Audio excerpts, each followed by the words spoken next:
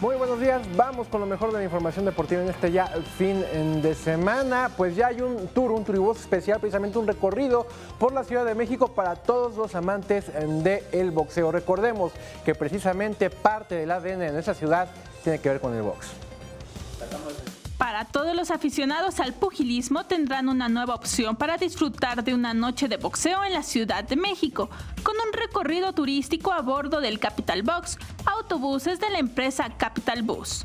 Este interesante y novedoso circuito de Capital Bus, denominado Capital Box, ¿qué es lo que se busca? Dar a conocer un nuevo producto que fortalezca y amplíe los motivos del viaje hacia la Ciudad de México, brindando experiencias únicas y de calidad a los visitantes, tanto nacionales como extranjeros.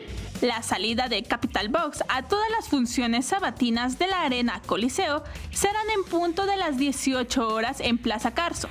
El costo será de 600 pesos por persona, los cuales cubrirán el pasaje de ida y vuelta, así como la entrada a la función de box en asientos de excelente ubicación. Y con este gran concepto que es Capital Bus, porque le da a los turistas y a los mismos ciudadanos de aquí de la ciudad una oportunidad para ir a la Arena Coliseo tranquilos, en un transporte con cervecita, con bebida, botana, viendo videos de peleas, llegar a la Arena Coliseo, ver un espectáculo único. Este concepto se podrá disfrutar a partir de este sábado, 22 de octubre.